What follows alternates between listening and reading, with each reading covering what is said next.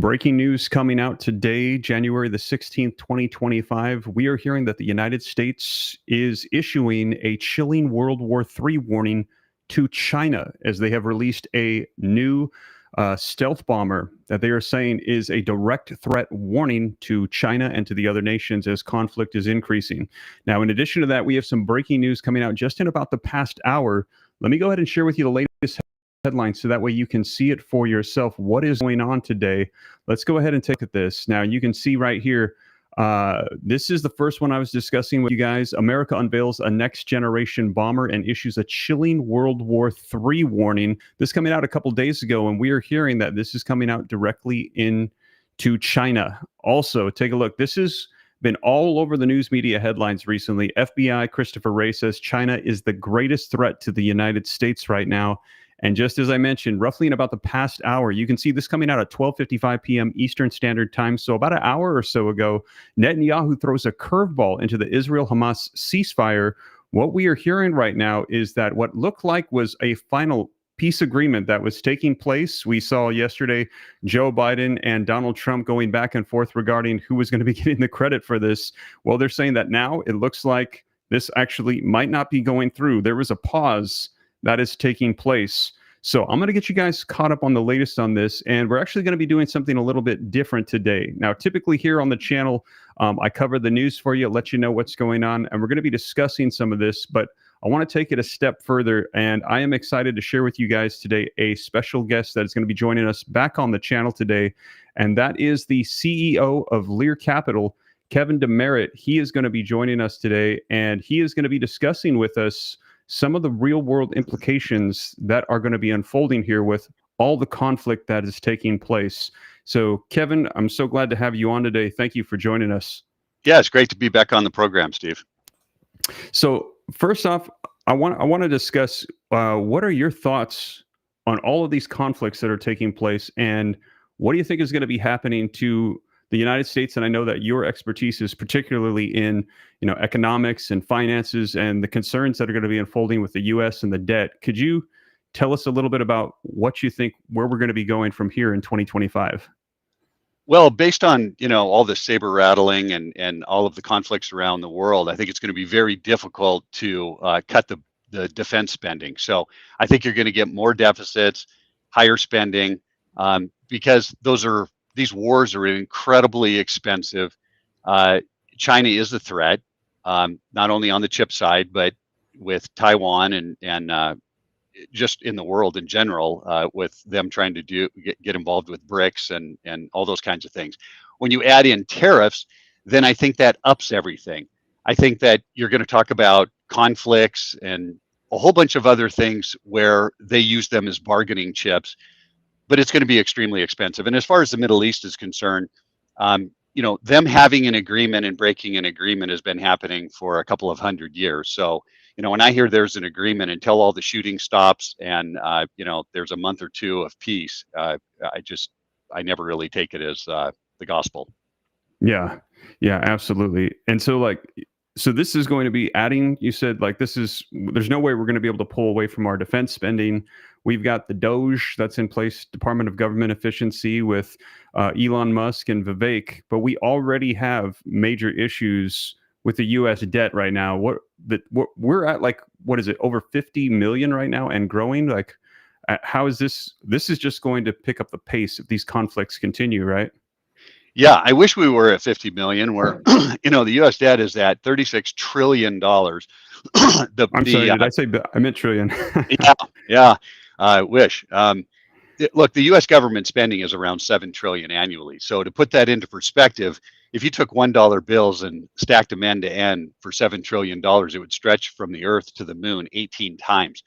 Thank goodness we are not printing paper money because there just wouldn't be enough trees for all of that.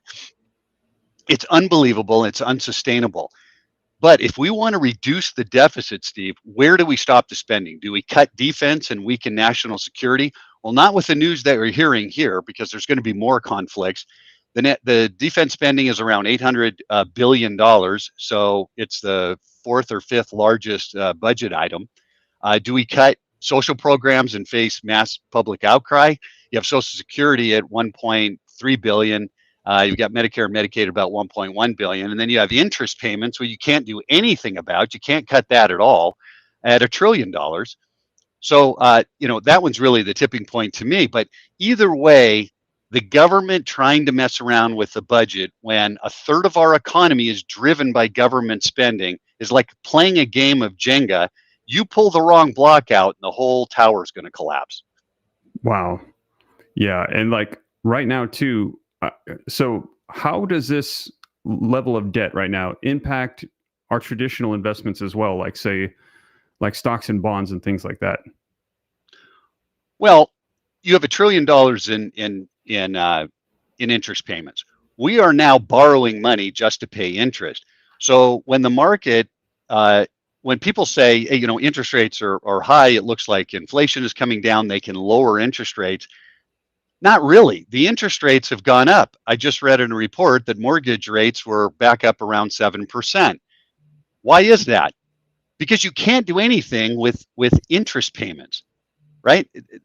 They can't cut the interest payment. They can cut Social Security. They can push out the retirement age. They've already done that a couple of different times, so that helps.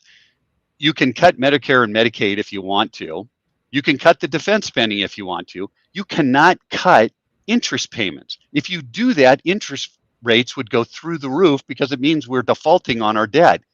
So that high of interest payments that the government has is prohibiting interest rates from actually coming down and being lower today. So the spread, or the amount of interest over the Treasury rate, which is the safest rate out there, risk-free rate we call it, is 2.5% and 3%. It's a fairly large spread over, and people are scratching their heads wondering why. Because the government has never seen $1 trillion interest payment before. But if you cut back, where do you cut back, right? If you cut back in government spending, if that stops, then private businesses lose contracts that the government has given them, jobs disappear, and the stock market takes a nosedive. Imagine pulling the brakes on a speeding train. It's not a smooth stop, it's a train wreck. And that's what they have to deal with. Now, is it the right thing to do to try to cut government spending? Absolutely. Is there going to be pain with it? 100%. It's like a family spending more on credit card interest than on food and housing and transportation combined. That's where we are with the government right now. And so there's pain when you have to stop and start paying down that debt. In this case, it's just stop paying down the debt. You can't do it with the government. The only way to pay down that debt is to raise taxes, and they're talking about lowering taxes. So there's a lot of ramifications, and the market, with the conflicts around the world and with this interest payment issue, and it will be an issue in 2025, people have to take notice and try to protect their retirement savings, because I believe the markets are going to get extremely volatile in 2025. Wow. Yeah, no, and I don't, right now, what we're seeing coming out just in the last 24 hours is pretty wild. Let's go ahead and share this with the audience really quick so they can see this. Now, I've been reporting on this for a while now, like ever since it came out the past couple of days. As we heard from the FBI Director Christopher Wray, he had come out and he had said that right now China is the #1 threat, the greatest threat to the United States. Cover this in detail. He said that we're on the verge of potential attacks. We're going to be seeing something like we haven't seen in quite some time, likely since 9/11, which was actually the warning we received from the individual that they captured that had crossed into the border. That Palestinian individual said he wanted to do a threat on attack on U.S. soil. And then we're hearing that, it's tit for tat going back and forth. America has unveiled a next generation bomber right now. It says this is a chilling World War III warning to China. So we are seeing these things escalate. America has warned China that today is not the day to start World War III, as the U.S. Air Force has unveiled its latest weapon to combat Beijing's military advances. The U.S. is accelerating tests, and they are doing developments of its B-21 Raider, the stealth bomber, that will be capable of delivering precision long-range strikes anywhere in the world. The military placed an initial order of 100 aircrafts, with experts expecting more B-21 Raiders to be commissioned soon afterwards. So your prediction for 2025, I'd say it is accurate. It looks like things are not slowing down. They're increasing, if anything. And in addition to that, like I said yesterday, we saw that there was an announcement that there was a ceasefire agreement in the Middle East, and it looks like that is falling apart as well. So, like you said, as we enter into these times of conflict globally, it looks like, there is going to be a lot of tumultuous things happening with the economy and with our world. So, with that, I also wanted to discuss with you, because I know that you are very knowledgeable in this area, BRICS and the US dollar. Because without a doubt, as we're seeing these conflicts, not only with potential warfare, but also we're hearing that there is a trade war, and you had mentioned some of that as well. I wanted to discuss with you what you foresee regarding the US dollar, the BRICS, the competition that's taking place there, because a lot of people, I think, right now think of World War III and they think of like what we've seen in the past with, attacks. We're seeing people coming across the border. They think of physical attacks, but now we've entered into cyber attacks, and we're hearing that there is going to be a lot of trade wars taking place and trying to overthrow the dollar. Could you discuss with us a little bit about that as well? Yeah. So, to me, I look for tipping points. And right now I see two tipping points. One is the interest on the US debt tipping over $1 trillion per year. I mean, we are literally having to borrow money to pay the interest on our debt. The other tipping point that I see is our world reserve currency, the US as the world reserve currency. Countries around the world have tried to overtake the US as the world's reserve currency. So we've had 7 world reserve currencies throughout history. Each one of them has lasted approximately 100 years. We're at about 105, 107 years now, off the top of my head. And BRICS comes along, and it has, in my opinion, the best shot to dethrone the dollar.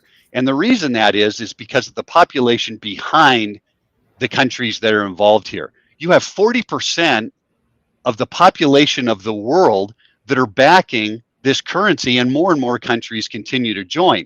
Why?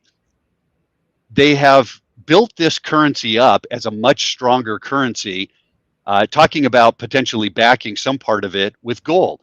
So right now, the world is waking up to the fact that the US government has printed endless money, but you can't print gold. And the more dollars we continue to print, the less our dollars are worth. So central banks around the world are getting it. It's a no-brainer. They're betting on gold. And that's why we've seen a record amount of central banks selling dollars and buying gold. Central banks around the world continue to buy gold at record levels to diversify their US dollar reserves and reduce their reliance on the US dollar. So they're nervous about the debt levels. They're nervous about the $1 trillion in interest payments. We've had the dollar fall 24% since 2020. 24%. How would you like to hold dollars that are falling 24% since 2020? And you said, sorry, I don't want to interrupt you, but you said, what was the average duration of a currency being in power? It sounds like you said time is up, right? Yes. So the average is actually 97 years, and we're at around, I can't remember off the top of my head, but it's either 105 or 107 years for the US dollar.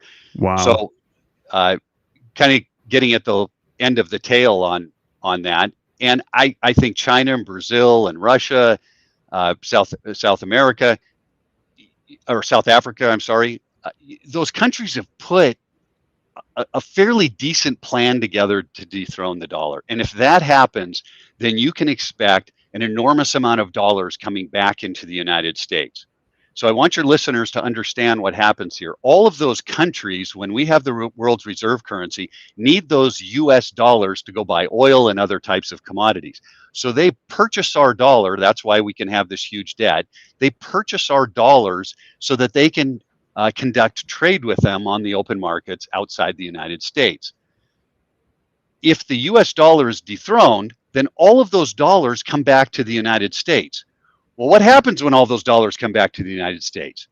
The definition of inflation is too much money chasing too few goods, and that's what you're going to get. So if you look back at history, each time one of those world's reserve currencies failed or were dethroned, usually you had massive amounts of inflation. Wow. I think that's what you're going to get.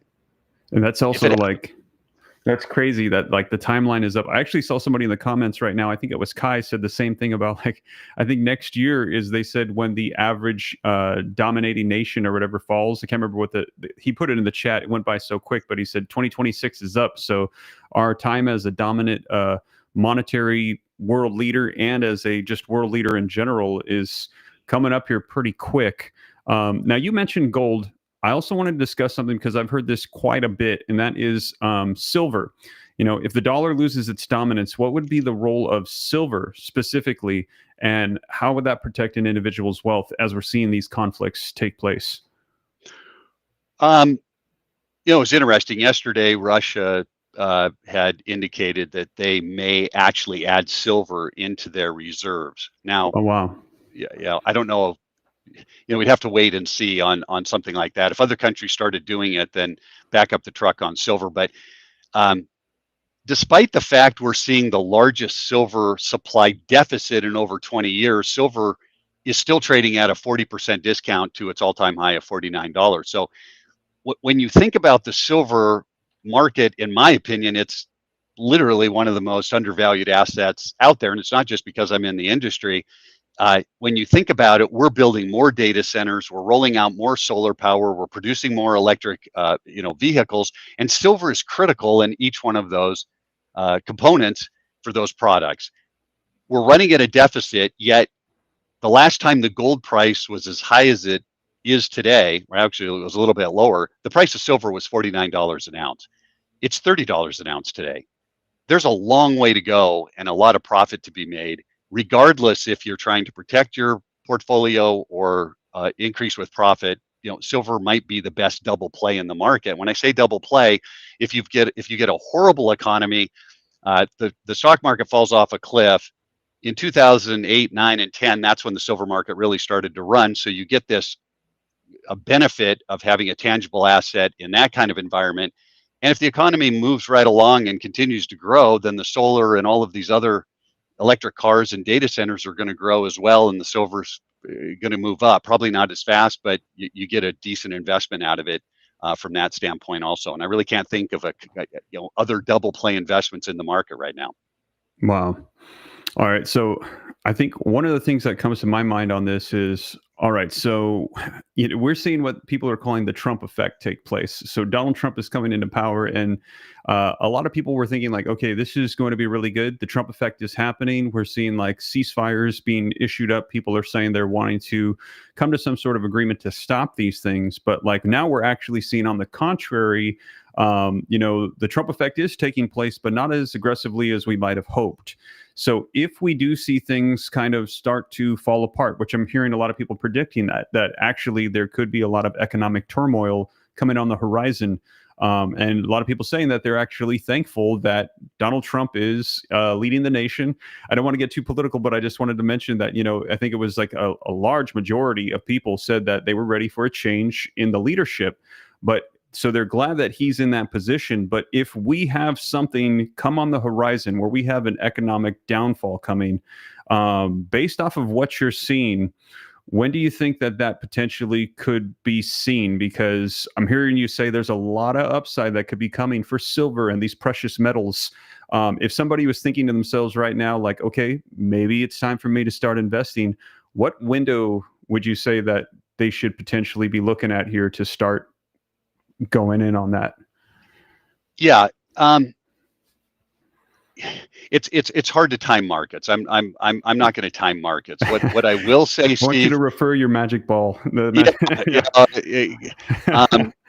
Timing in markets.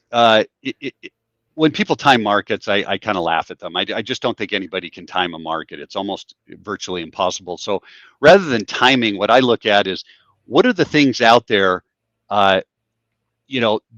When you're looking at the economy, or when you're looking at politics, or we're looking at a global perspective, what are the things out there that we have to be concerned about? So we have global tensions, geopolitical tensions, conflicts in Eastern Europe, Russia and Ukraine. You brought up what's happening with China. So China and Taiwan. You have the Middle East with Israel, and now that's back on the table of what's going to happen there. And I think a lot of this is probably likely to continue and creates uncertainty for investors. So usually in those kind of conflicts, gold's a pretty good idea.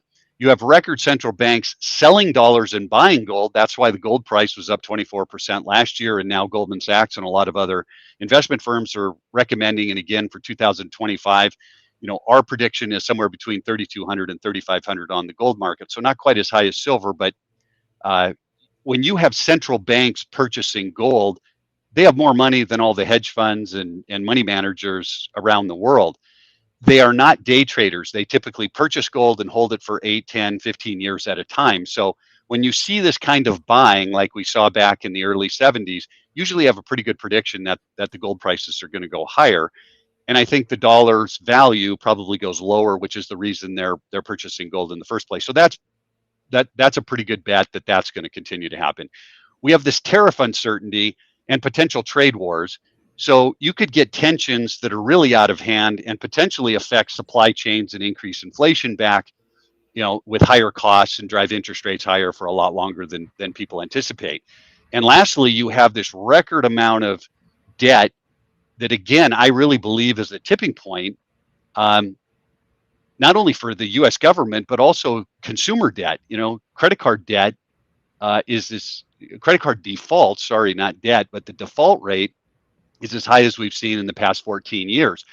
So usually that's a pretty good indication that the economy isn't on solid footing.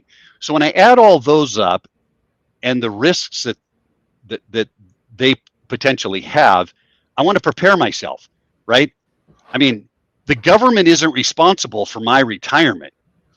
And it's the hard truth is, as listeners and people, and you educate people here, is you have to take control. You have to get educated and you have to get prepared, because if you don't, then you face the consequences, and those consequences may not be kind, right? Hope is not a strategy, but education and understanding what's happening and then preparing yourself for that is, and that's what you do, and that's hopefully what we do. We're always trying to get free information in people's hands about the economy so they can figure out what is a decent investment. Precious metals just being one of them, but in our information we talk about real estate and other types of investments as well. That's so true. One of the things that I always say here on the channel is, because I know, I report the news, and right now the news is very concerning, to say the least, with all the things that are going on. But I always say, don't be scared, be prepared.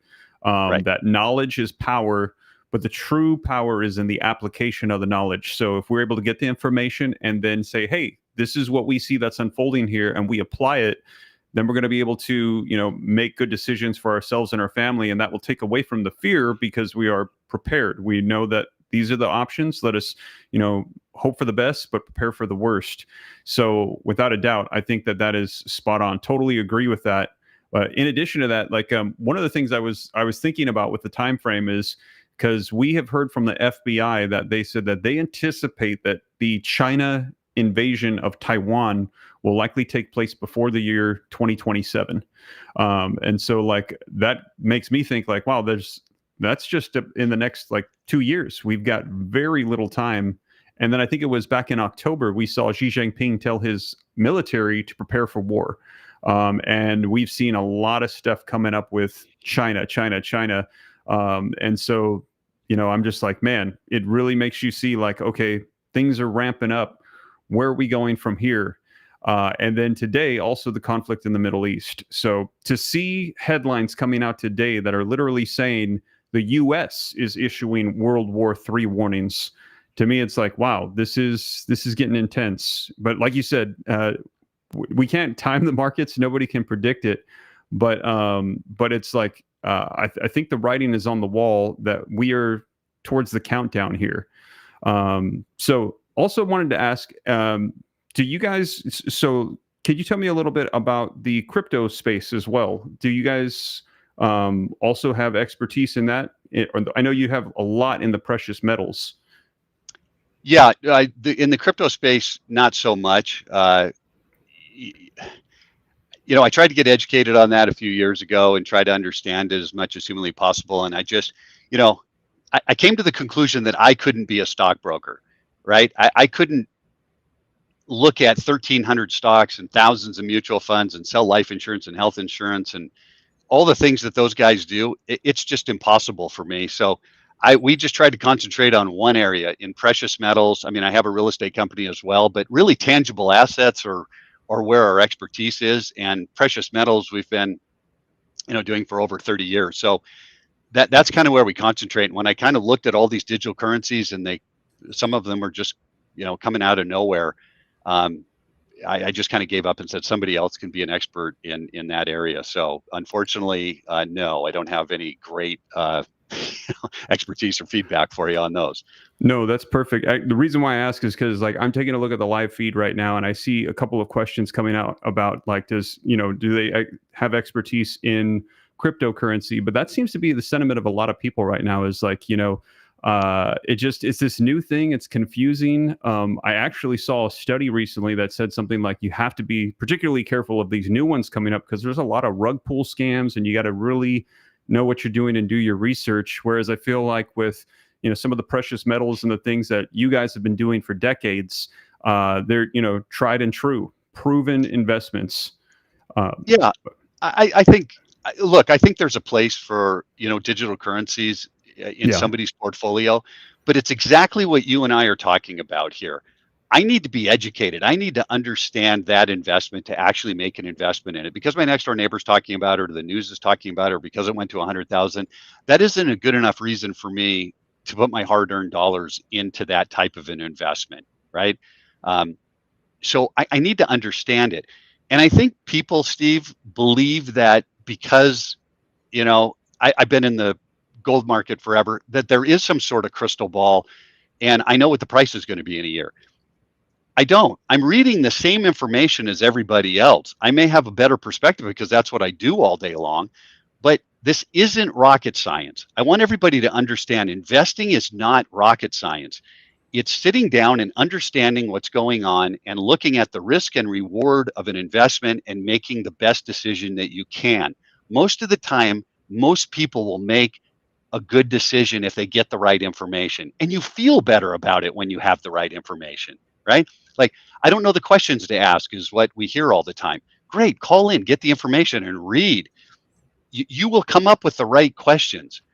But when your next door neighbor's talking about something and you dive into it, you feel great when it's going up. But when it does nothing or starts to pull back, you feel pretty uneasy about it because you don't know enough about it. So it's just right back to what we were talking about with prepare, prepare, prepare.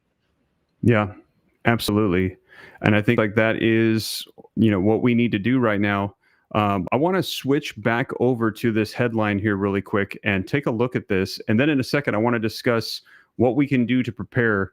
I'm going to put this article back on the screen here so that way people can see, because I see a lot of people new coming into the chat and are asking about what is going on right now with the threats that are coming out.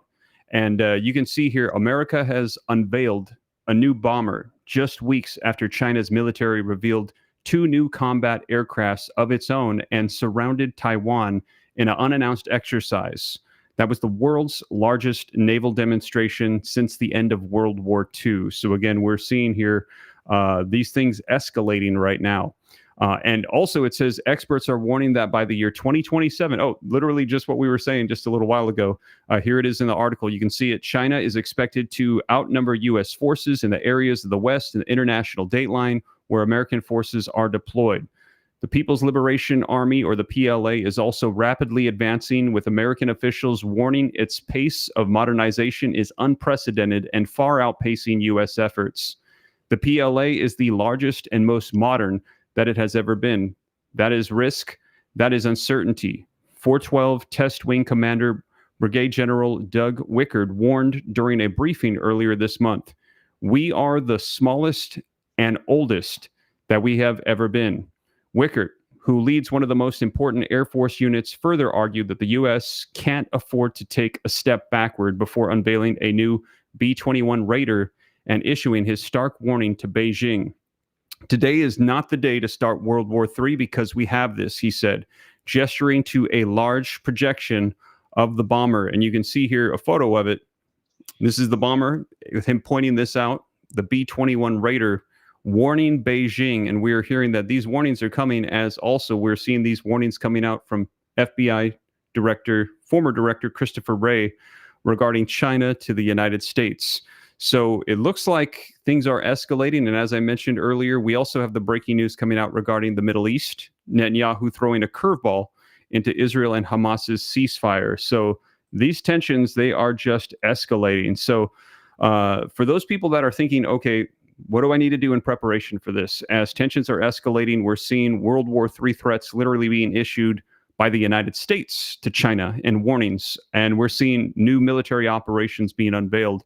I wanted to ask you, Kevin, what are some of the things that people should do? What steps could people take if they wanted to consider investing in gold and silver as a safe haven during this time? Yeah, that's a great question, Steve. When you're reading this article, I want people to try to understand how the financials people's minds work, right? And help them out trying to think about this. You're reading this whole article, and in the end, if somebody thought about it, they're going to say war is expensive. Okay. Prior to this, the prior piece you read, they said that they were ordering 100 planes. Yeah. How much does it cost for each one of those planes? 3 billion, 2.5 billion. So it's 20-30 billion dollars out of a $800 billion budget. It means that that's going to go through the roof. It says by 2027 they will have a bigger army. That's right. So what do we do to combat that bigger army? It's going to be new technologies that are very, very, very expensive. This was the quote that you just read. Can't afford to take a step backwards. Can't afford. Afford is a cost. It means I'm asking for more money to go forward so that we have the combat capabilities technologically or what have you to deal with this army that's going to be much bigger in 2027. It also tells me uncertainty. Those are the things that I hear out of that article in my head.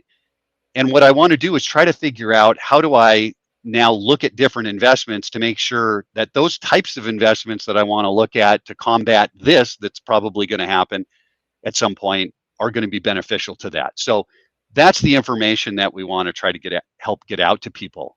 This is what's happening. Here's what the ramification possibly is. And here's 3 or 4 suggestions, not with just gold and silver, but other things. So people can get a hold of us, Steve, at learram.com. They can ask for our information. We never charge for it. It's completely free.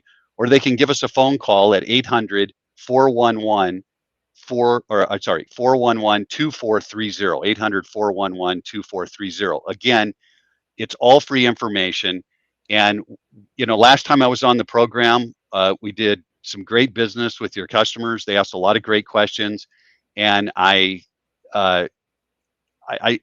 anybody who called at that particular time, we put $250 into their account as a credit. They could use it for anything they wanted, which was shipping, or if they have an IRA and they wanted to shift an IRA over to a gold or silver IRA, they can use that for the fees that it costs to get that done.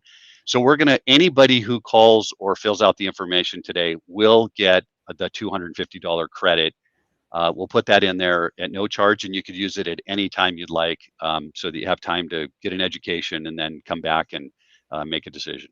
Wow. All right. So we've got 2,150 people on live right now. And so I just wanted to let people know that if you are thinking about that right now, thank you, Kevin DeMeritt, for making this offer. If you guys are interested in getting gold and silver to protect yourselves, to hedge against potential issues we could be facing here, right now that link is in the description below. And so you might want to check it out, which is actually, while you were speaking, I saw somebody put in the comments, hey, I don't know if I can afford investing in gold and silver right now. Times are so tough, but that's huge right there. That's an extra $250 towards that. So that is awesome. I appreciate it. Is there also any other recommendations or suggestions that you would have to people that are thinking about maybe doing this, or are thinking they want to take that first step? Yeah, it's just back to what we were saying about planning. And I just want to be clear. The government is not responsible for your retirement. You are. With over $1 trillion in interest payments, the government is borrowing money just to pay the interest. That isn't going to change. President Trump can't change that, unfortunately. He's going to try to help with the deficit and things like that, but you can't help the interest payment on the national debt where it is today. The financial system is under pressure. It cannot sustain. So if you think someone else is going to step in and secure your retirement, you're living a dangerous fantasy. The hard truth is you have to take control. You have to get educated. You have to get prepared, because if you don't, you will face the consequences, and those consequences may not be kind. And this is not about fear. This is about reality. If you're not making moves to protect and prepare, you're leaving your retirement to chance. Like I said before, hope is not a strategy. So it's time to act, and it's time to get educated so you can make those correct decisions going forward. That is so good. Yes, thank you so much for that. I appreciate that. And so if anybody is watching right now and they're thinking, hey, what preparations can I make? Because I always say here on the channel, I try to provide as many resources as I can as I give these updates, and I let people know, regardless of what it is, I'm just going to share with you guys what's going on. These articles that I'm referencing are linked down in the description below, but also linked is going to be that hyperlink to go to learram.com if you wanted to start investing in gold and silver right now. Also, I just wanted to reference this as well here. I see people asking about the Israel-Hamas backout right now.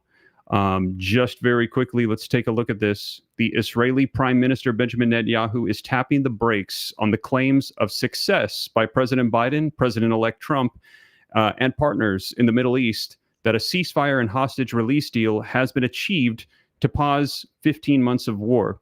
Netanyahu has so far delayed a vote in Israel's security cabinet to accept the ceasefire agreement, pushing back against what his office said is Hamas's demands around Palestinian prisoners set for release from Israeli jails. A senior Biden administration official told reporters in a call Wednesday night that Israel agreed to the prisoners who will also be released. The potential gaps call into question the finality of a ceasefire and hostage deal that negotiators hoped would start by Sunday. U.S., Egyptian, and Qatari mediators are meeting Thursday in Doha, focused on the terms of the implementation of this deal.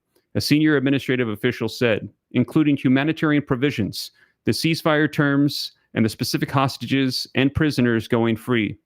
An Israeli official told The Hill that there are still questions on which Palestinian prisoners are going to be released, where they will go, and whether they will be exiled somewhere other than the Gaza Strip. I don't believe that it will stop the deal. We're not there, the Israeli official said. It's being worked out as we speak. Hopefully soon we'll have 100%. But even if the deal takes place, there will be a looming possibility that the ceasefire falls apart amid accusations or violations by either side. News of the ceasefire quickly set off an effort by both Trump and Biden to claim the credit. So, man, there you have it. I actually, did you get a chance to see that video footage yesterday? Yeah, I saw the video footage, and I also saw, this was fairly easy to predict, because the Israeli citizens were up in arms about the fact that, they had 3 or 4 things on their wish list, and they didn't happen. And so you kind of felt like, hey, look, this thing isn't quite done if the public isn't backing it. Politicians need the public to back, and in this case, they just weren't. So I wouldn't be surprised if this is another week or 2 before you see, 100%, and nothing's 100% over there, in my opinion. Yeah, absolutely. I think if I remember correctly, I want to say the requirements, the requests that they had was that the northern border, that the people of Israel were going to be able to go back to their homes in the northern border by Lebanon, that they wanted to eradicate the threat that's posed by these proxy groups, and that they wanted the hostages back. And right. I think they haven't seen those yet in a ceasefire agreement that they said that they could agree upon. I think that the administration kept saying, we're close. But like you said, none of the agreements were meeting these requirements. And so, again, it seems like we're just not quite there yet. And all of that going on, we're hearing in the background that Iran is actually trying to bolster their nuclear facilities, enrich their uranium to, I think they said it's only needed to be, it's a small percentage they need to be at for nuclear power. But then for nuclear weapons, I read something like 90%, and they're at 60. And they're saying, which is way higher than they need. So while we have all of this conflict going on, it's almost like they're back over here. They're saying potentially trying to get themselves to the place where they have nuclear weapons. So, yeah, go ahead. I was going to say, Iran loves when there's conflict all around the world because it takes the eye off of them.